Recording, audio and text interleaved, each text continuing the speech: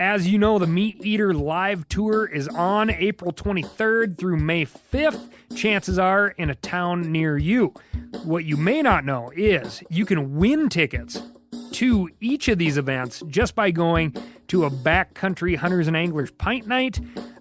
There's going to be a pint night in each of these towns: San Diego, Salt Lake City, Tempe, Anaheim, Boise, Sacramento, Missoula, Portland, Tacoma, where you can compete in Meat Eater trivia and win not only tickets to the show, but a chance to be on stage with all of us. So get your butt to a pint night, and we'll see you on stage. Hey, this is Tyler. And KC. And you're listening to The Element Podcast.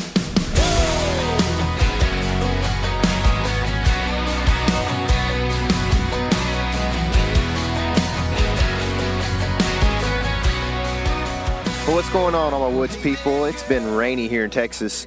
You can rely on me for your up-to-date weather. This is the Whitetail Weatherman, Tyler Jones. I'm sitting here, if you can imagine, in a truck with KC Smith. And we've been talking a lot.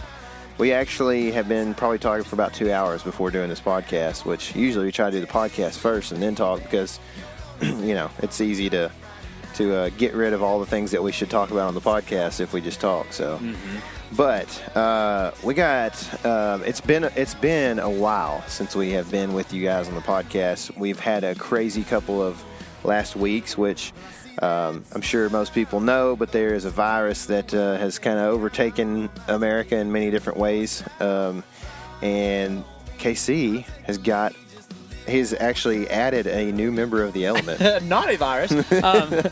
Let's see. Last week, the 10th of March, my wife and I welcomed Stone Gunnison Smith into the world. So it's been really awesome, but it's as far as productivity outside of babying, it's kind of cut things down a lot. And we're kind of getting back in the groove of things. Y'all actually came and visited us yesterday, and we did our whole attempt to just be like normal people and not talk about like hunting and the element stuff too much, and it was real hard as usual. Like I was like, so how did y'all's trip go? And I was like, well, can't really talk about that. And so, because we got to talk about it on the podcast. Which we really probably won't even talk about it today too much, because I'm hoping that depends on the quarantine situations that are going on, but you and me and old Butch can get on the podcast and talk about all of that.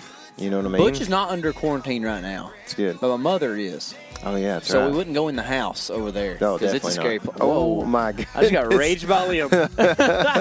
Dude, I'm glad that it's that one. There's one over there that looked, I mean, it was like a good size. I nearly took off like a rolling down the driveway earlier when I stepped out on one of those limbs. There's some good ones over there. There's a lot of dead limbs on that ook tree right there. It is. Yeah. It is. Yeah. Well, so you got you a new element member. That's right. And we're gonna have to get some element onesies made. Yep. Go along with t-shirts. Yep. So that'll be coming up hopefully in summer 2020. But we've been doing a little fishing lately. We're gonna talk hunting, which I haven't thought a ton about lately. Honestly, I just kind of have been enjoying a little time off. We did the spring break thing, like you said. Have there been any struggles or surprises that you've been dealing with the baby that you didn't really know were going to be a deal? I know sleep has been a big deal. Well, that's my biggest surprise is the fact that, you know me, like I'm real dedicated to my sleep. Yeah. And when I don't get 6 hours plus, I do not do well. Yeah. And the baby has taught me that I can function a lot better than I thought I did on very little sleep. It's just you kind of got to get used to it. And that's the thing is, like, if you're used to getting 8 hours a night and then suddenly you get 5, it kills you. But if you string together a couple of 3 hours a night, you can do it pretty good. Yeah. Now it's going to catch up with you sooner or later. You'll probably have to. I feel like, at least for me, like I like to get about 7.5 hours to 8 hours a night. I mean, 8 hours makes me feel real good. Oh, yeah. Other than my back, it kind of hurts. After about 7.5 hours, usually it sounds like a weird deal, but my back actually does start hurting right before 8 hours of sleep, usually. And so I usually wake up a little bit before that. But if I get 8, I feel good, man. If I do 5 or 6, like if I do that 2 to 3 nights in a row, I'm in trouble. You know what I mean? Like I got to figure out a way to catch some sleep somewhere, get a nap or something, you know. So Yep. That's how my sleep situation I think goes. along with that, ever since, so I haven't done hardly any physical activity in about a week and a half. I've been trying to work out a little bit, but it's kind of hard to do. So, like, lack of sleep, eating, like, junk all the time and not being able to do a lot, like, I feel like a tubby flubby right now. Like, it is, I do not like it. And thinking, because we were talking about elk applications, and I was like, dude, I'm scared to think about elk hunting right now because I'm not in good shape. Like, it's not just the... Need that 16A where you can just hunt from the road. Yeah, just be taking Heath side by side with us and just drive it up. Yeah. But, I'm not just in that point of being out of shape. Like, I've gained weight, which is not good. Yeah. And which I do that over whitetail season anyways, but I usually can drop it. But I think I've added an extra 10 pounds or so to that. So I think I'm headed back the other direction finally. Good. So I'm glad you brought me gorditas yesterday. That way you really could help me a lot. Well, I brought you a pomelo or pomelo. Yeah, and if you eat enough of that and only that, you probably would lose some weight. I bet, dude. Yeah. I guarantee you. You go on the citrus diet? Yeah. Oh, man. There ain't nothing to it. So burning your stomach in half. That's right. That's some citric acid. Ooh. So, anyways, you mentioned the elk stuff. Mm-hmm. Yesterday, and I don't know when people listen to this podcast, but yesterday for us was the last day of New Mexico. That's right. It no longer exists. No, it doesn't. It doesn't for me. Last day for New Mexico draw. I was going to try to get both of us in somehow, and I couldn't. I couldn't even get myself in. Yeah, dude. That was kind of a stinky thing for me this year, man. It's like we're pretty poor right now just because of I haven't worked hardly at all because of the baby, and then there's expenses because of the baby, and then not to mention this economic recession that we're in right now is a real deal and unavoidable thing because of the whole virus and the panic that goes along with that. I just couldn't pull off a $750, and actually I could have pulled off the application, but my wife had a good point the other day, and she's great about this stuff, so it's not like she just always says no when I ask to do things, but and if you're single, you're laughing. If you're married, you actually do ask about stuff. Mm-hmm. But she was like, what if you actually draw? I was like, yeah, then you're right. We are out 7. Because I was like, well, it's only for a month. I was like, well, the idea is to actually draw. That's what she said. Like, you want to draw. So what if you actually what stinks draw? is like this thing that we're going through, this recession, this virus, like it's going to be more than a month before things start to happen too much again, I feel like. So like you're looking at like if this was like, oh, y'all gotta, y'all are out for 2 weeks and then now everything's back to normal, economy picks back up, you go back to work 2 weeks later, then it's like, okay, well if $700 comes out of my account, we can handle it. But dude, it ain't like if you're struggling to get work now in a month, you're still gonna probably be on that struggle bus, you know what I mean? So it's it kind of stinks, man. That's just what it is, man. And I personally, I have the money to do it, or at least the credit to do it, and I was going to, but I always try to wait because I don't want to be out the money, forever, because that's a lot of money for me, and so I was going to wait, and of course as the days come in, like with everything that's been going on, man, it's just been just crazy. And I get down to yesterday, which is the final day, and we have like a church elders meeting that I was asked to be a part of as a worship leader. And so we obviously talked about what we're going to do about church this week, and that got out at 5:45, and 6 Central Time is when the application. Did you not get to put in? No, I can put in. So we're definitely not going into Mexico. No, we're not. I mean, as far as I know, unless somebody wants to give us a landowner tag, you know what I mean? But which I will gladly take if you're out there listening to this. But yeah, I didn't get in. I got home at about 5:50 and tried to log in. And of course, you do this one time a year. I don't know what my login is. I start trying to look it up, and really, what it boils down to is I needed to, reset my password is what I probably needed to do because I couldn't figure out my password. I looked at an old application and found my username, but I didn't have my password. And so with like 3 minutes left, I basically just gave up. So all right, I was we're not going to Mexico pretty this year. sad, which I've been putting in New Mexico since 2011. And since 2011, I have not drawn. Well, this is just you're sticking it to the man this year is the thing. Yeah, I'm telling them, hey, if y'all aren't going to let me draw, I'm not going to give y'all any money. That's right. So there's still other apps out there, though. Yeah. Luckily. So I mean, that's my kind of thing is that I probably won't apply for any other elk tags. I'll probably just go OTC Colorado. And that's fine because, I had an awesome one last year, an awesome hunt opportunity. And I kind of miss getting to hunt with my family too. Mm-hmm. That's a pretty fun thing to do. So that's probably my elk plan. If I go, we're going to have to see how these next couple months go for everything. But I really... You are rubbing off on me, you sapsucker. But I'm becoming more and more of a whitetail hunter, which everybody knows, right? And I'm like, I got to make sure I have the money for Kansas and other states that I might go to. So, if I have the money to go elk hunting on September 13th, and I say, okay, I'm going. Mm-hmm. That's one of the nice things about being fully equipped for an elk hunt is that you can just kind of go. Yeah.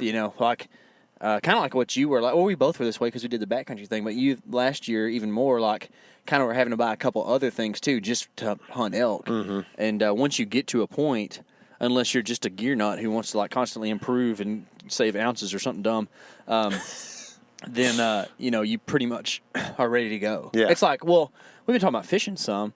I haven't bass fished with conventional tackle in probably 5 years, and I just got all my stuff out and have been bass fishing with my dad. Got enough baits, and the skirts on my stinking spinner baits are falling off. I know. It's frustrating. Yeah, I opened up my dad's chatterbait box the other day, and all of them are melted.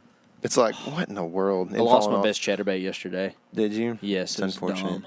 I bought a couple months ago. Bass Pro had some really, I forget what the brand is all of a sudden, but nice spinner baits for $2, like $1.98. Yeah, I think they were Terminators. I like Terminators. I think one of those yesterday a lot. Yeah, so I bought a bunch of them, and so we got some of those. And I like the Indiana blade, and they had a bunch of them. I don't know what that is. It's it's the middle between a Colorado and a willow blade.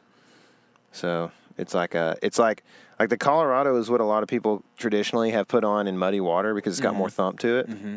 So for those who don't know, fish feel through their lateral line as much as anything, like even seeing sometimes. Mm-hmm. And so especially in muddy water, they're going to feel that thump and react to that bait. But I like the Indiana blade because less people use it. Most people are either using a willow in clear conditions or Colorado. The Indiana is kind of like the it's a different thump than they see. Let me ask you this, which isn't a big deal in most places, but Lake Fork sees a lot of spinnerbaits. Man, you know what I mean? A lot of times just. If you can have something different than what everybody's throwing, it doesn't matter if it goes with conventional knowledge or not. Mm-hmm. For instance, conventional knowledge is dark water, dark bait, but I don't know. I like white in a lot of scenarios. Chartreuse in there too. Yeah, man. exactly. Yeah, and that's. I was throwing that yesterday. We didn't have a great day. Maybe I should have thrown that. But dude, it's just something about throwing a dark spinnerbait is not something I'm into. Mm-hmm. I'm dark jig all the way. Like always, but man, I just have a hard time throwing a black spinnerbait. Yeah, it's weird. Yeah, it's weird. I know it, man. Well, I don't know. We've actually had a couple pretty good days, man, out fishing with my dad. Mm-hmm. If this rain would honestly, a little rain doesn't make too much difference. I don't feel, but when we got get as much as we got today and yesterday, it's just I mean, it's gonna be muddy, man, and I just don't love. I feel like there's other things I could be doing, but at the same time with this coronavirus, it's maybe there's not other things you should be doing. Yeah, exactly. You know what I mean? It's just go fishing. So I don't know. Of course, we had to do a podcast today because it's been almost a month by the time we get this thing out. Sorry, probably. guys. So yeah, we did have something to do. I guess. Did, and for what it's worth, we had some technical difficulties on one about 2 weeks ago. I want to cry. And we recorded actually a really, really good podcast with one of our local buddies here, and the local buddy. He was so appreciative that I did that too. Yeah, but I don't know. We might try to rehash that one of these days or something. But, hopefully soon. I mean, man, he's what would you call it? Like a intercontinental guy or something like that? That's true. He's all over the place. We can't rehash it because he probably needs to be in quarantine. Yeah, no kidding. In his Delta Lounge or wherever he's at. Yeah. But, sorry about that. But we're going to do our best to get back on schedule with these things, especially since things are kind of leveling out at home with me and the baby and all that kind of stuff. It was a hog recap. It was. So we were going to we recapped the hog hunt, talked about hogs and stuff like that. So we were really excited to bring that to you. So sorry but maybe that's a summertime deal. Or, Go watch the videos if you haven't. How about that? For sure. Yeah, for sure. Watch them again if you have. Yeah, yeah. And we're going to, hopefully you and I will be able to get in a boat pretty soon and do some fishing videos. We talked about it today, but there's like straight up thunderstorms rolling in a couple hours. So and it didn't thunder, but it stormed all morning. So yeah, it's more of a probably catfishing day than anything. Sure enough, I guarantee it's that. Yeah. So anyway, Colorado is what you're looking at probably for elk this year if you get to go. I guess I didn't draw on Arizona because I hadn't seen anything. Of course, I don't check my bank account that much because I always know there's less than $1,000 in there. So it's like, it don't matter. Yeah. Anyway, outside of that, for me personally, and this is kind of what we're going to talk about a lot in this episode, is just kind of our plans for 2020. We're going to kind of really put an emphasis on what we're doing maybe on Texas Public, or what our plans are for our Texas Public stuff. And we'll get into that in a second. But for me, like, I kind of thought we would start kind of early season and then talk about that. And early season for me looks like pretty much September. I'm not blessed enough to have a place or an opportunity really to hunt like pronghorns in August or anything like that, So when I look at September, obviously elk is in there as something that's an option every year. I didn't draw Arizona, I don't guess. I'm not going to draw New Mexico, obviously. I'm going to put in Colorado. I may just put points only. I don't know, because I'm starting to get a couple of points for elk, and I'm going to kind of look at things and see what it all looks like. But I know you and I a couple of years ago spent a morning trying to get some leftover tags, and that was a disaster. But if it does happen, and it does happen for people, like, we might need to check that out again this year. At least for me, I would love to. I'm definitely going to do that too. I just didn't mention it a while ago. Sure. Okay. Well, I'm going to go ahead and cut that. It's but you know what I mean. Like, that's kind of a plan, I guess. Yeah. And then, I would like to start building points in Montana and Wyoming. I haven't built points there because it's expensive, and in the last few years I've been like, well, Wyoming, I've got till October to buy my bonus point. And then October rolls around, I'm like, I have no money. I need gas money for deer hunting, and so it's just, I don't remember if I did it last year or not, but I have a point or two in Wyoming. Yeah.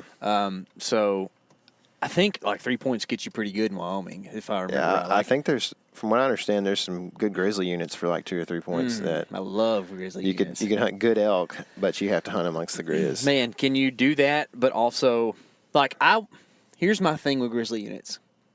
I don't think I want to do backcountry grizzly units. Yeah. If I can truck camp in grizzly unit, I think I feel okay about that. But there's just something about sleeping on the ground around grizzlies that's pretty sketchy. I'm not saying I wouldn't do it, right? But, like, if I'm being real and not just trying to act like tough guy, like, I think that, overnighting in grizzly country with food is just and just the hassle of hanging food and doing all that stuff. Like, we did it some in New Mexico, but.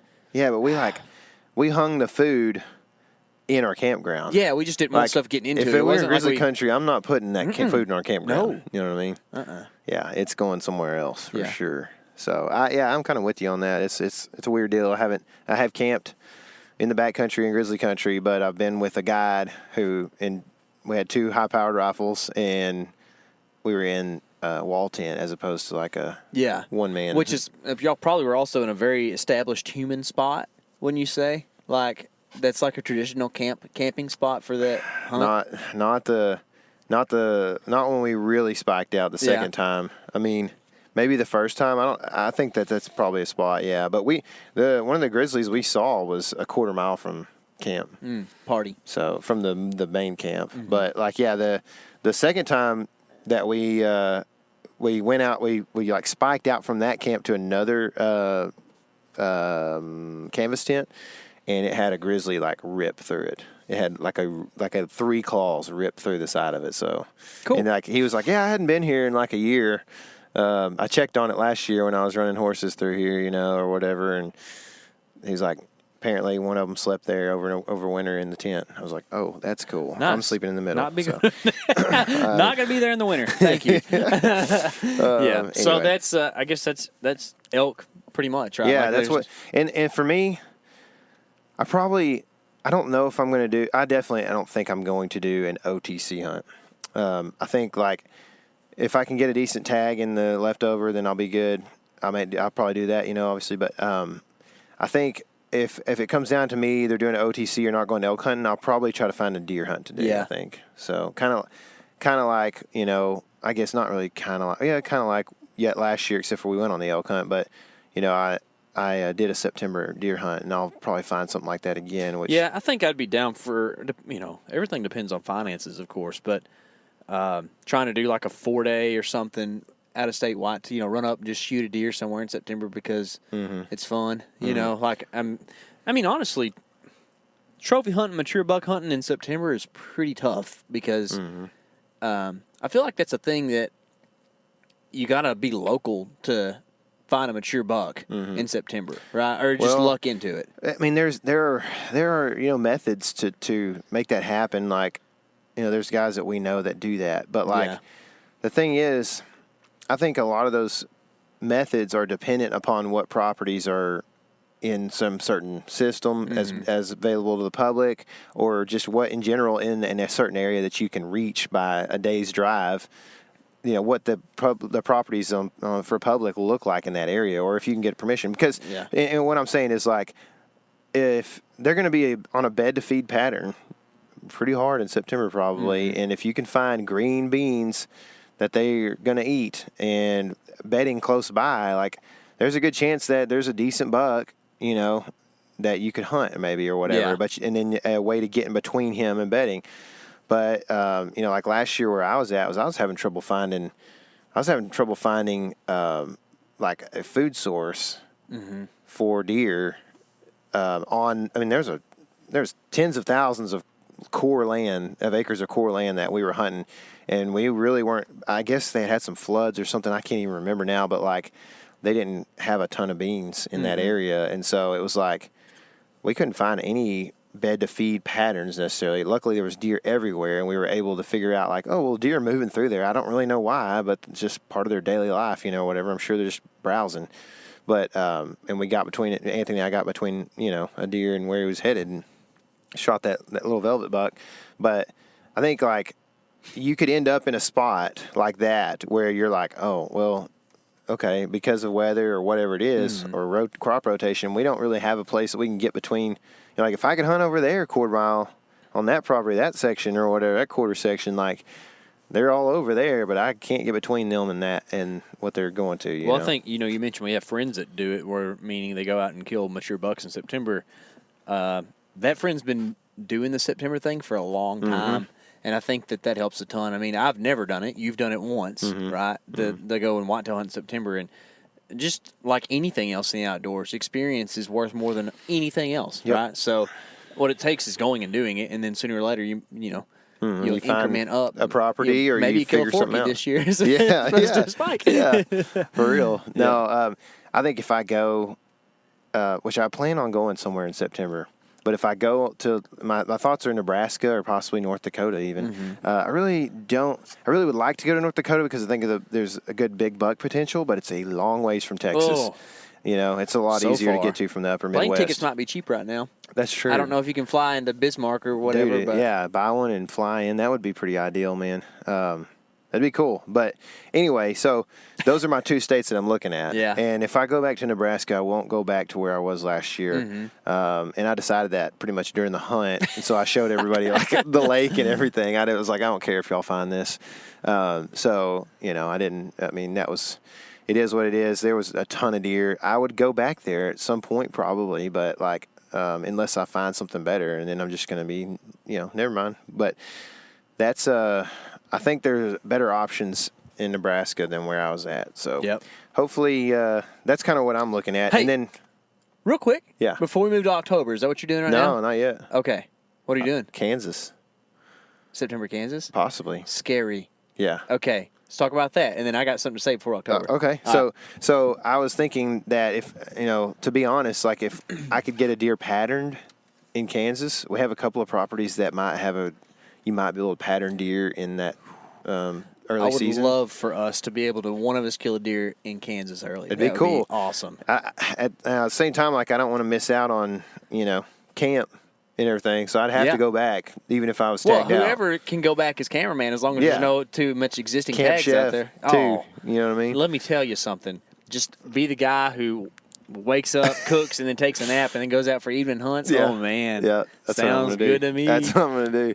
So that's just a thought. It's really it's just a matter of like, and I need to make myself do this, but get some cameras going in August and have an idea what's there. And honestly, a cell camera would be awesome. It would be. because just going up there in September to check cameras and if you don't have anything not hunt, it's kind of like, whoa, I just drove a long ways to do that. So Yeah.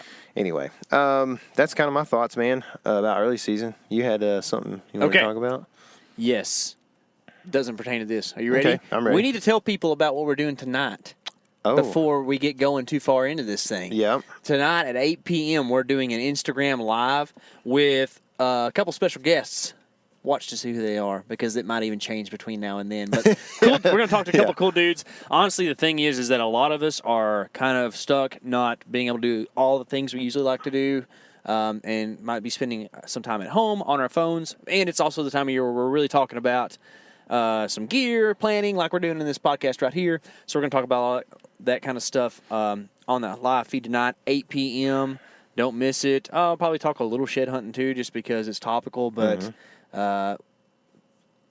newsflash, people in the South don't find a lot of sheds. Yeah. Are we going shed hunting this year? No. No. I mean, I can't be very far from the house for the next couple weeks. So. I would think most of our public stuff is pretty flooded right now, too. Yeah. It's like, which might concentrate the sheds, but, I mean, it's just, they might concentrate them to private. Well, you know we what I do mean? have a couple cameras out still in Texas Public that we got to go get. That would be scary cameras, by the way. Dude. Yeah. Little country. Oh, and we did find a pretty good shed there last year. Yeah. So we might do that. But yeah, that's the thing I wanted to tell everybody before we get to October. Yeah. Be sure and get on Instagram live tonight at 8 p.m. Central. We're going to do some question and answer stuff with our guests. Y'all can ask us questions, and who knows, if you're real cool, we might even include you in the live. Your face might be shown to the masses. How about that? Yeah. We're going to do some of these, so, keep in touch through Instagram. We'll try to make announcements prior to going and doing these things. But anyway, yeah, it should be a fun deal for sure. So October, still early season, right? But we're more seasons open once we get to October, right? And this is where, everybody knows we're going to go to Kansas and hunt. We might even do some other Midwest states or something. Depends on how things go. But those will be usually November hunts and that kind of thing. But that's whenever the home base opens up for us, right? That's when Texas opens up for hunting, usually September 28th or 29th, something like that, which I still would love to kill a September whitetail in Texas. I've never done it. It'd be cool.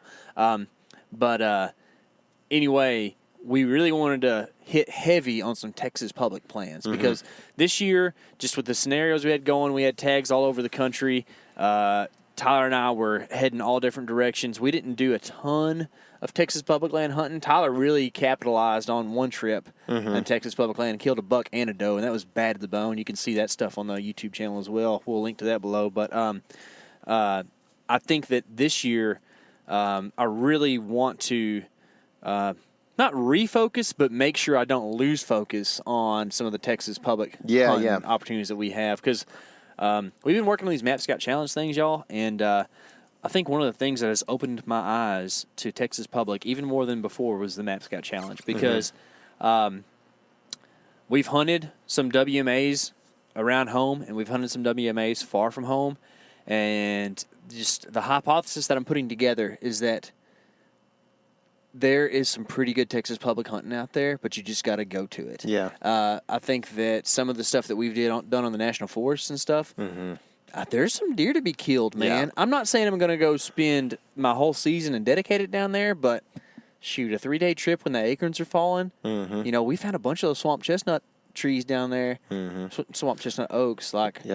There's going to be some bed to feed stuff going down there for sure. So we also found a lot of rubs there. We did. Which means probably in mid-November, things are going to be popping down there. You know what I mean? Yeah. And another thing is, when you're driving pretty far from home, the trophy side of things kind of diminishes, and it's just fun to shoot deer. Dude, that's the thing.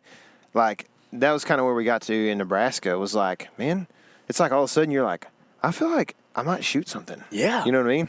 Like when you're going to, Iowa and you're like, it's October, you're like, hey, it's going to take a pretty big deer. Yeah. Like this deer does not just come out very often. Yeah. You passed a pretty big deer in Iowa this year. Yeah, and when you go on a trip like that, you're like, man, there's a good chance I'm not shooting a deer. So you don't get like super high. But when you're like, man, I'm shooting any legal buck, all of a sudden you're like, whoa, this might happen. I know. You know what I mean? Then, so, like when unless you're in Texas and it's a 13-inch rule and you're like, any legal buck, and you're like, oh, I'm probably not going to get to shoot. Look at that nice 128-inch 8-point that's 12 inches wide. Yeah. Yeah. But no, I'm the same way. I was going to actually mention that as kind of in my thoughts was the Map Scout Challenge stuff has really opened my eyes as well. And I think that it's not necessarily the WMA as much maybe as it is just being able to find the spot on the WMA. You know what I mean? Not that there's only one spot, but you're very good at map scouting, and I feel like I have come a long way as well. And when we looked at these properties together to do our map scouting thing, I think we were pretty able to find decent sign with our boots because of our map scouting. We did not do a lot of boot.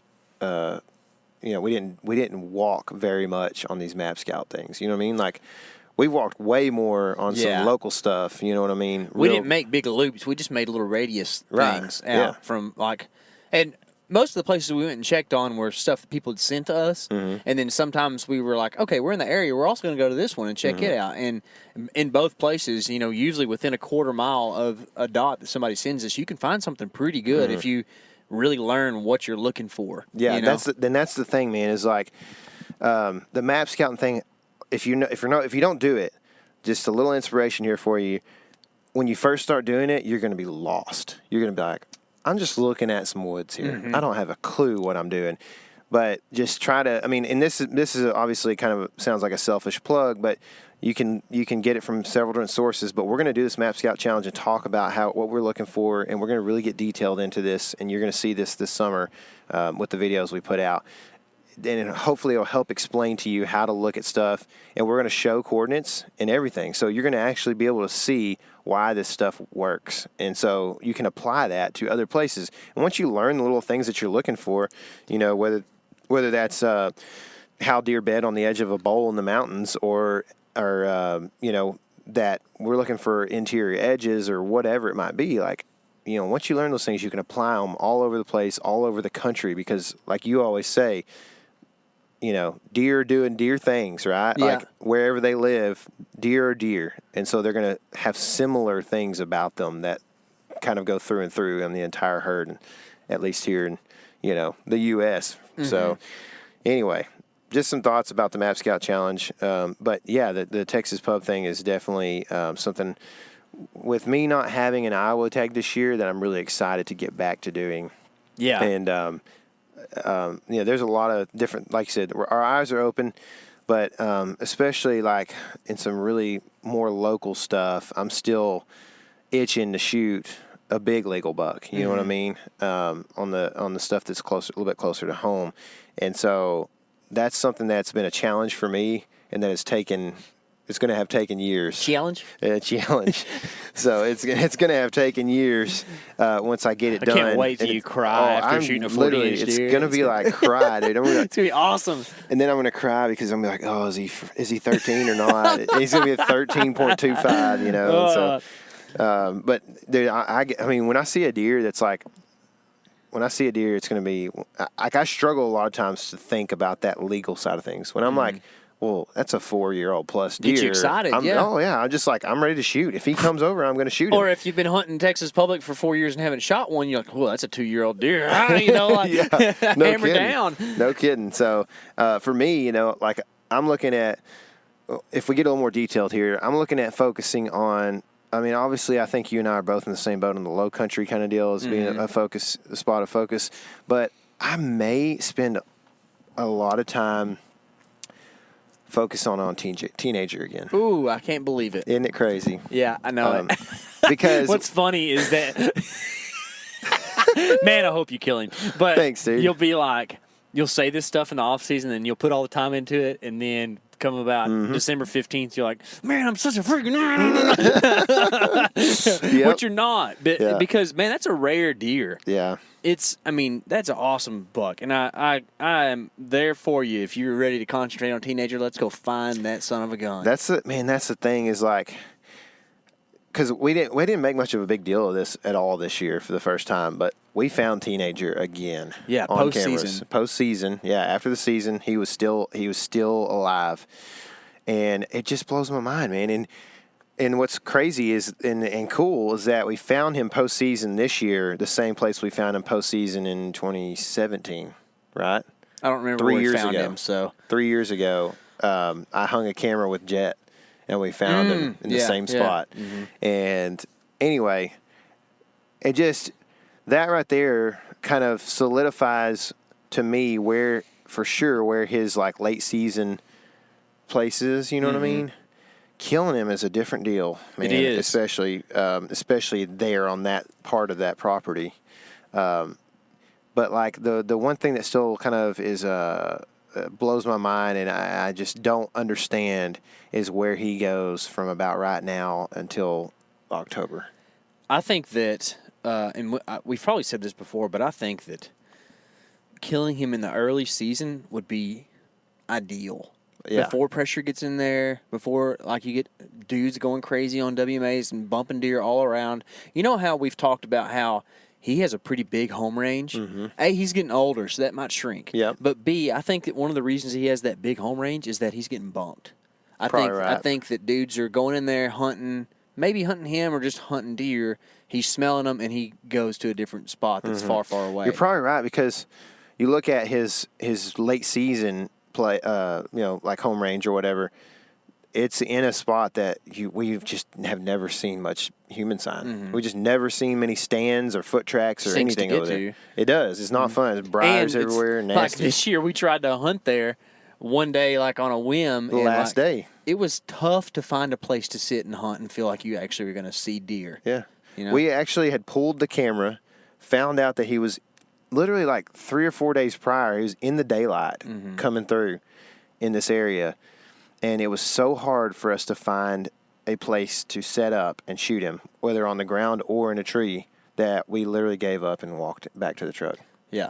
It was just like, there's no point. I mean, literally, you couldn't kill him off the ground because the grass is too tall, and you couldn't kill him from a tree because the trees are too tiny or whatever. Tyler hates hunting from the ground, too, so it's hard to talk him into it. And I've done it, and I've killed deer from the ground, but it's so much easier from a tree. Oh, yeah, you know especially when you're filming and all this extra stuff that we do, I mean, not to make excuses for us, but, I mean, when you got two guys who are moving around doing stuff before you shoot a deer, it makes it pretty tough. So. I mean, I'm all about stalking a deer in the open country from the ground or whatever. You can see them, but like when you start just hunting from the ground in a place that's not, Iowa or whatever, and where there's deer running everywhere, like you got a good chance of just all of a sudden it's about 45 minutes till dark, and you look back over your shoulder, and you're literally looking in the same gaze as a monster bug that has seen you from 60 yards, and there's nothing you can do about it. He saw you move your head. You know what I mean? Yeah. So it's just tough, man. But anyway, so we left that afternoon. How are you going to go about this whole ordeal on targeting the teenager buck? So I have some thoughts. Good. We didn't. First step. That's good. Yeah, it is the first step. We didn't do much summer stuff last year at all because it's terrible. It is terrible. And so what I'm thinking is that we. Okay, go ahead. Yeah, no. Go with the butt. But we did do some summer stuff right there.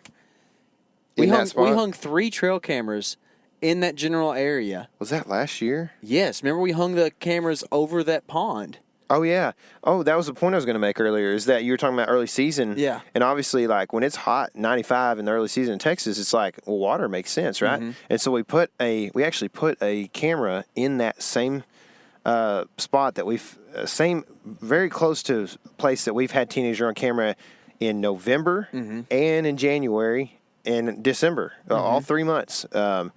And in late September, we had bachelor groups of a couple of nice bucks in there. I mean, of 5 bucks coming through, drinking and whatever.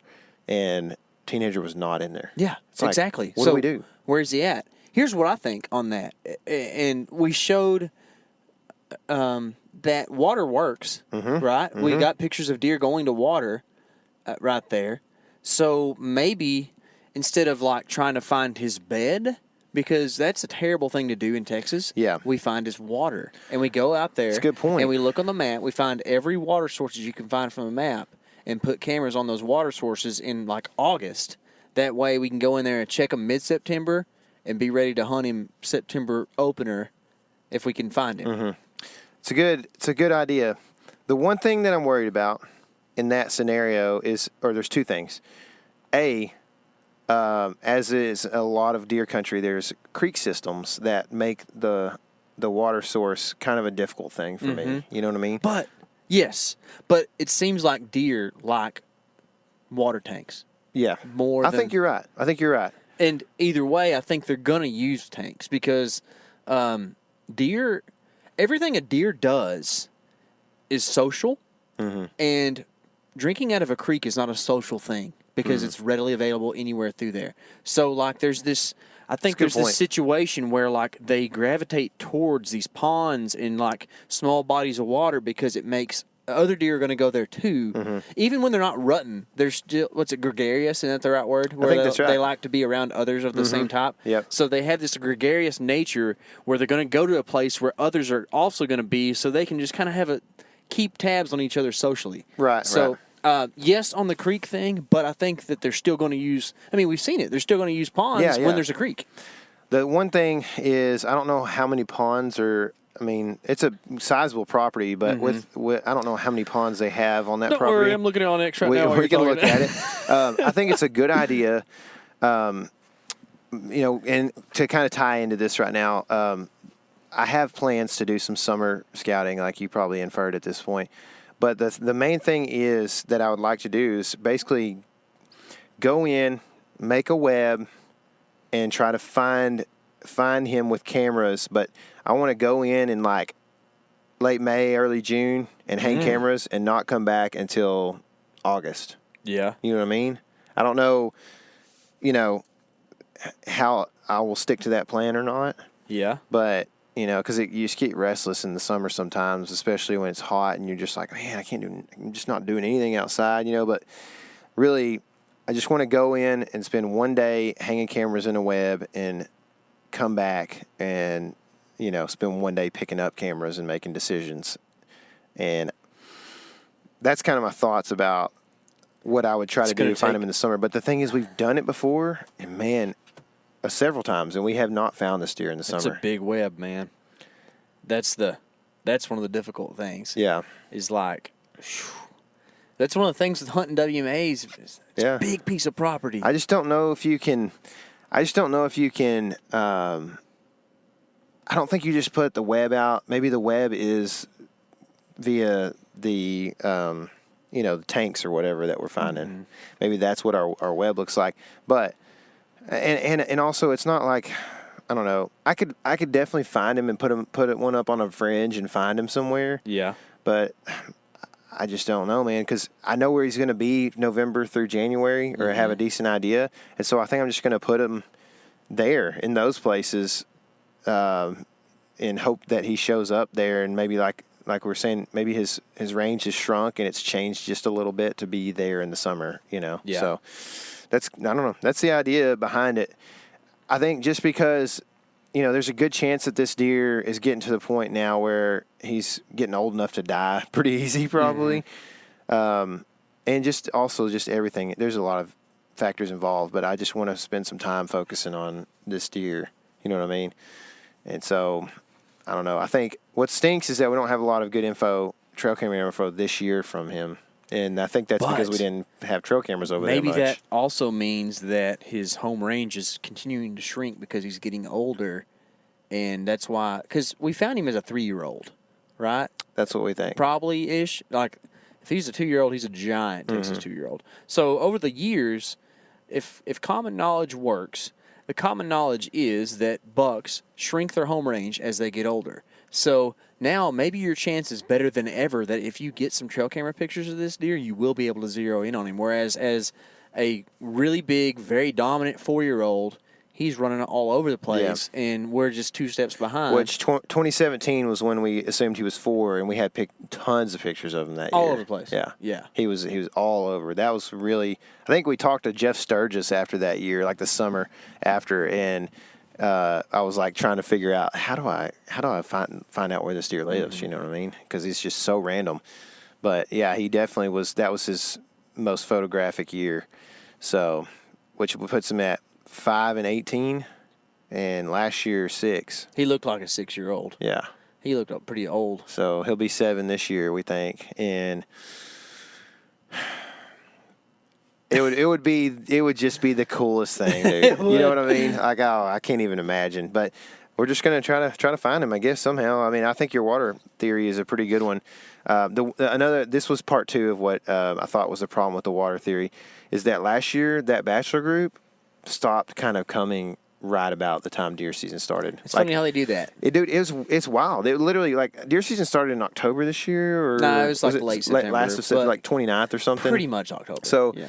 like the 24th or something was like the last time we really had any decent bucks come through on that water. I think tank. it has to do something with the first acorn fall. It's got to be like, I know that deer have an association to hunters and hunting season, but I think it's pretty much reactive.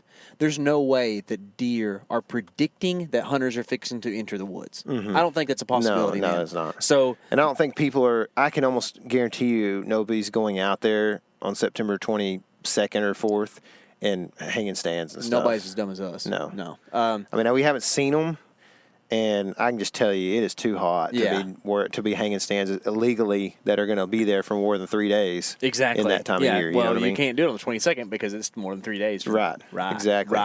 Right. But I'm saying, like, if people are going to be illegal, they're going to go out there in November and hunt. You know what I mean? Yeah. So why are those deer doing that? That's what we got to figure out. It probably is acorns. It's probably when those acorns start dropping, the deer they move their home range to be closer to those acorns, I think, and so they probably use different tanks, which could be a good thing. You know, if you like, we could basically take information this summer that we find and say we do find him, and the acorns start falling, he disappears. Well, there's this tank over here, like 370 yards that a lot of deer have used this year, and there's some acorns or some oak trees by it. Like maybe he's moved over there, and you pick him up over there, or you just hunt it or whatever, and hope that he's moved over there and he's using that water tank as his evening source or whatever. So we also need to think about other food sources too, and not just acorns. Like your hunts this year proved that persimmons are like a thing. Yeah. And that we'll probably talk a little bit more as we move into later season. But there are some earlier dropping persimmons, right? Like I've definitely seen persimmons dropping in October. Well, I killed on November 7th. Did I kill both deer on November 7th? No, you killed the doe the day before. Yeah. Did I? Mm-hmm. Yeah. Okay, so I killed November 6th and 7th. Mm-hmm. Both deer were interested in persimmons, and most of the persimmons were gone already. Really? I thought that there was a bunch of them on that one. When the doe was there, I thought there was a bunch on the trees. There were a bunch, but I can't say most of them were gone. They'd been a lot most eaten. of them were, a lot had been eaten, and most of them not gone, but were like past the point of them wanting to probably eat a bunch of them. Not what am I trying to say? Past the point of being optimal, like taste wise and firmness. Like they were starting to rot on the trees, is what I'm saying. So like, there's no doubt in my mind that in late October persimmons were like popping. Yes, and I think I even talked to the biologist, and he said the same thing, that they had been on the persimmons for a while. We know where there's persimmon trees in teenager country. Where's that? Let me think about this. Oh, yeah, we do, don't we? Yeah. Yep. So that's a viable option there, and then maybe that's something that this summer we need to run around and really key on marking all those. Because, honestly, by the way things go, we don't really have great acorns through a lot of October. Mm-hmm. That's usually like October 25th is when that really starts happening. Most of the ones that fall earlier are wormy. So they're probably hitting some type of soft mass elsewhere.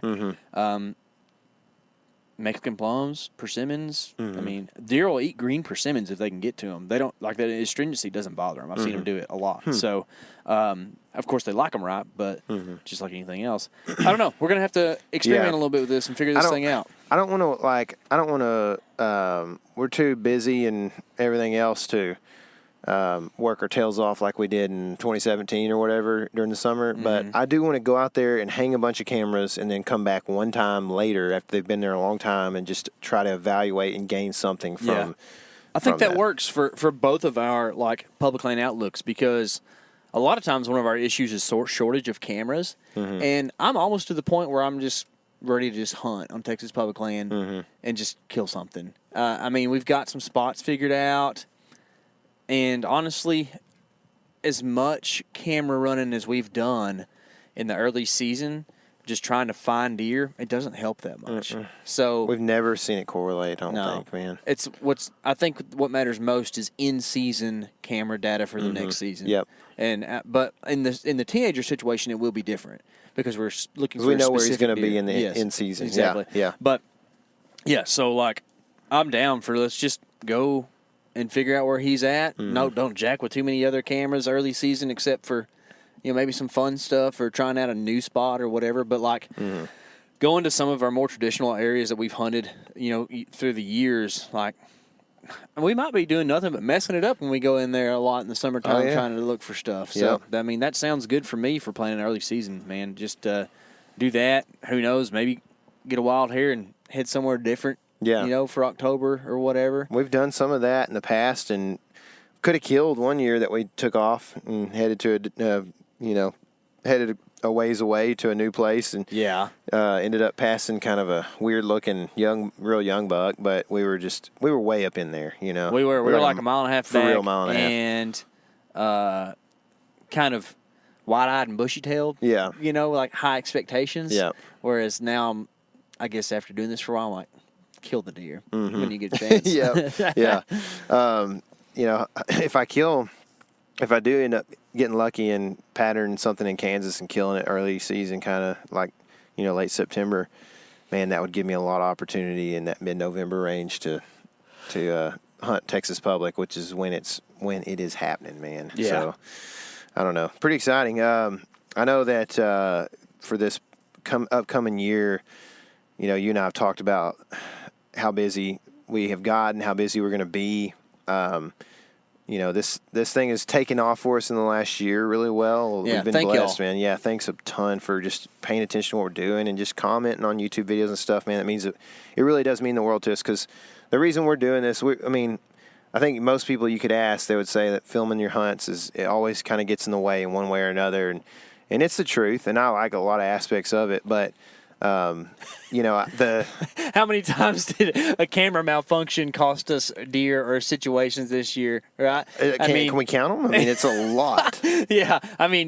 Your Texas public land stuff, you decided to not let it get in the way. Yeah.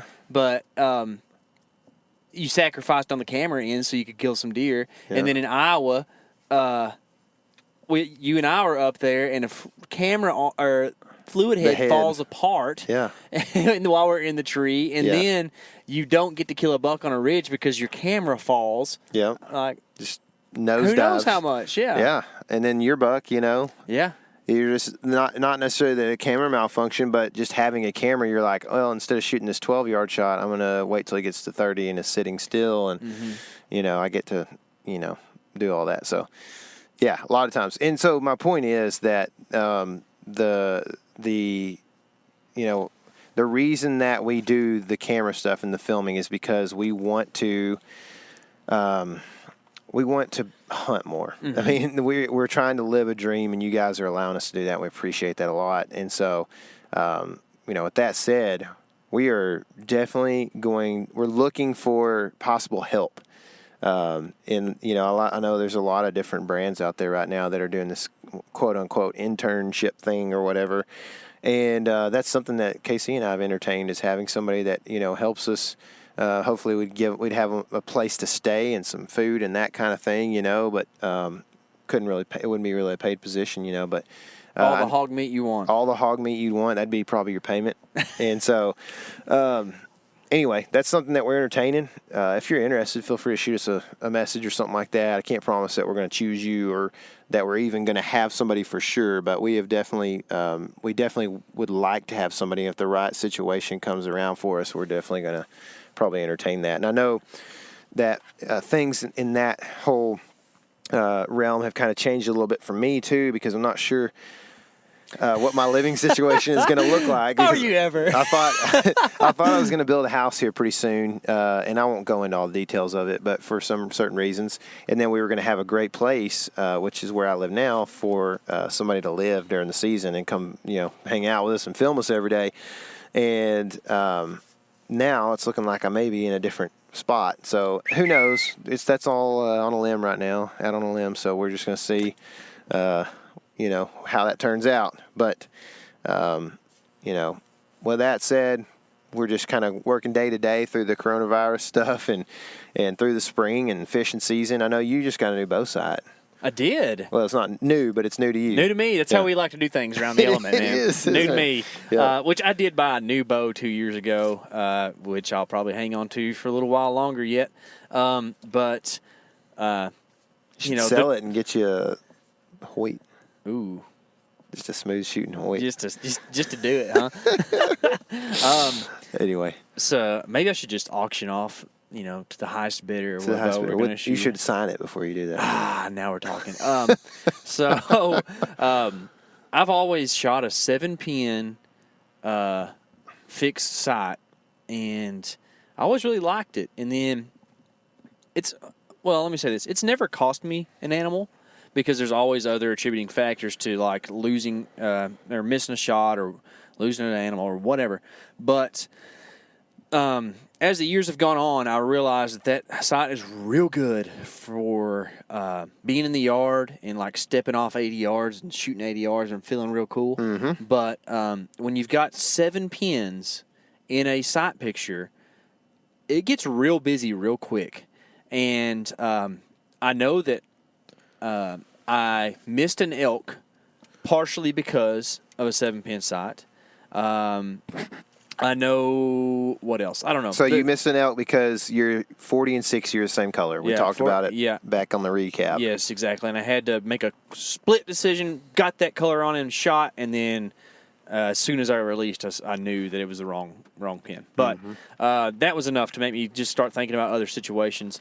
Well, we got some rain coming in, so sorry if y'all hear that. But I knew that I wanted to look at something like that was a movable sight. But I've always been against a single pin, because I thought that, man, what happens if a deer runs into 15 and then he runs back out to 30 and you take a shot? Well, after this year shooting a deer at 30 and seeing how sketchy that is sometimes, the only time I'm going to be taking a shot past 30 is when I'm for sure that the deer has no clue that I'm in the world, and then I'm still going to hope that I get a shot closer. Or he's an absolute giant. Or I'm on the ground, or like, but in the intent is to shoot deer closer from here on out. That's what I would like to do. Yeah. So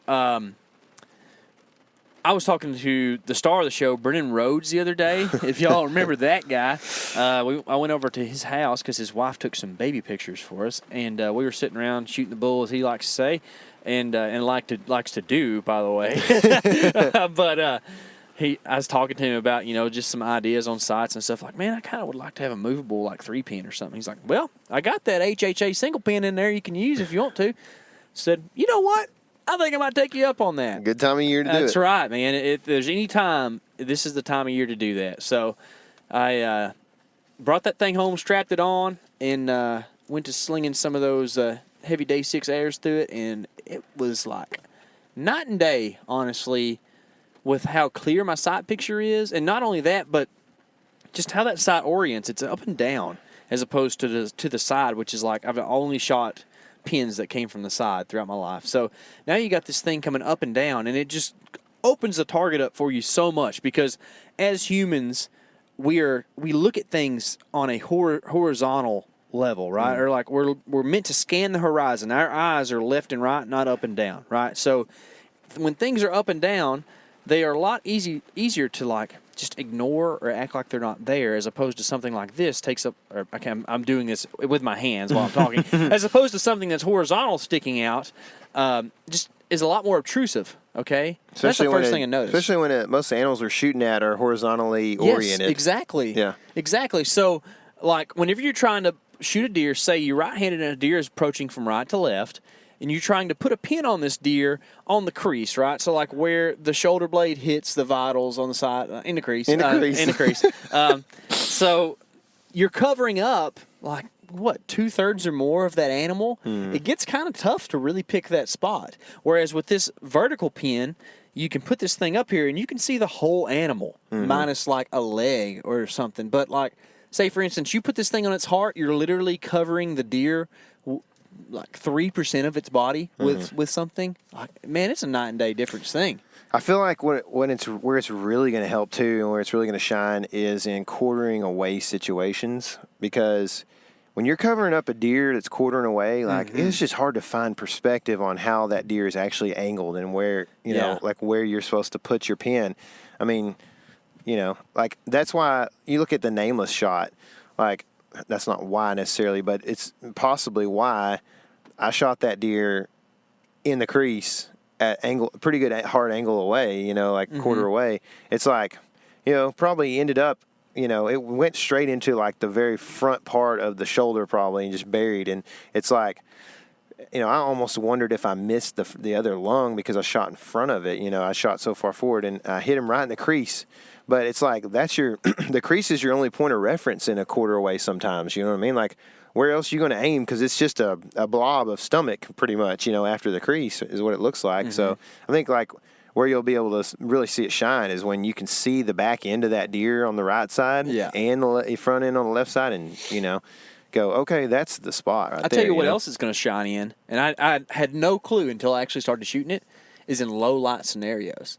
I know that I've struggled, like, in situations where it's still legal light, but it's low light, to find the deer in my sight picture anytime I draw in low light, because, especially with that 7 in particular, that's so much junk. Like, my sight picture is more pins than it is not, right? This thing is 90%, 92%, I'm just throwing random numbers out, but a lot more open. I could just tell that target shooting. I was like, wow, I can see. Because used to, I can remember, like on multiple times, especially target shooting in low light, I would draw, put my peep sight up, look through my sight pins, and I would like bring my head out to make sure I was like looking where actually the deer through was. the peep yes, and exactly. everything. Yeah. And this, it's like night and day different, man. It's awesome. That's cool. Like, I didn't used to be a single pin guy, but I think that this is what I'm going to shoot this year. Unless something, you know, I'm going to shoot it some throughout the summer and then see. But unless something changes, I can take that thing. And even with the super heavy, deadly arrows that we're shooting, I can put my sight on 26 yards, my single pin, and I'm shooting 2 inches high at 18 and like almost 3 inches low at 30. Like, that's pretty deadly. That's pretty, and I mean, we know that shooting a little bit low at 30 is not a bad thing. Right? Yeah, we talked about that. That's probably a pretty deadly thing to be able to do, is to be able to just take that thing, stick it on one spot right there, and then you've got it after that. So I'm pretty stoked about it, man. Yeah, man. I am too, man. I'm interested in seeing how it turns out for you. I mean, like, I'm starting to get to where I'm really itching to shoot again. You know what I mean? Yeah. Haven't shot much since deer season, or maybe even at all, really. I ended up burning my targets on accident, and so that's a whole other story. Your target and my target, actually. But oh, was one of them yours? Yeah. Oh, the bag one was. Yeah. I forgot that was it was your about target. half worn out anyways. It was pretty worn out. Yeah, so I'll get you a new one, or a new to me one. The element needs to buy targets, what I think. There we go. Yeah. There we go. Yeah, we need some targets. Send us a target, guys. How about that? There you go. Somebody please send me a target. Anyway, yeah, so that's what I'm looking at, man, is hopefully starting to shoot soon, fishing, planning more and more of what's going to happen this summer when we start setting cameras. For now, the deer are shed, and we are apparently not shed hunting. We are going to go pull some cameras that have been out for a minute, and then Every day's a shed hunt, Tyler. Is it? Yeah, I found them very conspicuous location the I other think day. I just went and peed by a shed. You probably did. No, but I mean, you posted on Instagram the other day the pictures. They look so staged, and I wish they didn't. I know, because there's a one that a lot of brands have been using that I'm almost 100% sure is a staged shot. This was not, unless somebody's pranking us hard and we don't know about it. I legit found some sheds from the road, a match set that's like probably the biggest East Texas sheds you're gonna find. Yeah. Crazy. Yeah. Every one of them stuck in a tree. Every day's a shed hunt, Tyler. It is. It's true, man. Well, maybe we'll find one when we go check those cameras. But otherwise, I did do a poll the other day, and southern people from the South, were not super thrilled about shed hunting. Mm-hmm. But there are a few. There are a few that are all about it. But depends on how far south. Yeah. You get south of Austin. Oh yeah. Yeah. Finding some sheds down there. Finding some sheds down there. I've heard the stories, man. Yeah. I'm yet to see it, but maybe one day. But I tell you what, that ain't a place for you, sir. No, it's not. Because you don't like water moccasins? Rattlesnakes. Let me tell you something. Mosquitoes. Rattlesnakes are a whole new level of scary. Mm-hmm. Because they let you know they're there. Especially when they don't go zzz, and you're like, oh, I almost stepped on you. Like, that stick looked like a snake. Oh, man. Oh, anyway, so I guess that's going to wrap it up for anything else you want to say, man? I don't think so. Be sure and tune in tonight at 8 p.m. Central. If you are outside of that, do the math. And we'll be interviewing a couple dudes. Just got a message from one while ago. It'd be a pretty cool interview. All right. So we got a couple cool things lined up. So we'll do that this evening. And be sure and say howdy and get on there and ask us some questions if you got any questions about what we got going on or what's going on in your life. We'll try to help you out with stuff. If not that we have good advice, but we might have some ideas along the way. Mm-hmm. Also, if you heard him earlier, we linked to the videos, the Texas pub kills from this year, and also the meat buck. Which I threw that up on Facebook today because it's a cool video, man. It's like that was such a good day, man. That was like the first time we got it done, man. So, I know. Yeah, I don't know. We're gonna link to those though, so go hit them in the show notes right now. Also, make sure you're subscribed, and remember, this is your element. Living it.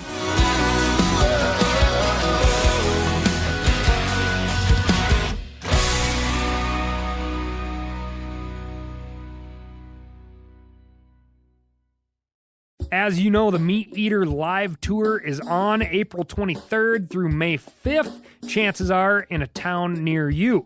What you may not know is you can win tickets to each of these events just by going to a backcountry hunters and anglers pint night.